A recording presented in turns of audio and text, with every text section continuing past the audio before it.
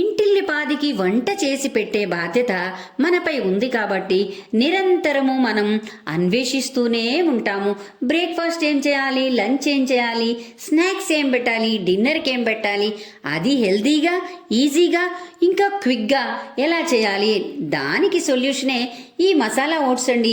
ఇలా ఈ విధంగా కూరగాయలతో చేసి, ఇంకా హాఫ్ బాయిల్గా ఉంటాయి కూరగాయలు, హెల్దీ కూరగాయలు కూడా కలుస్తాయి, అందులోని ఓట్స్ మరీ హెల్దీ, ఇంకా మ్యాగీ మసాలా కూడా దీనికి యాడ్ చేస్తాడు కాబట్టి ఇది పిల్లలకు కూడా టేస్టీగా ఉంటుంది, ఈజీగా కూడా చేసి పెట్టచ్చు.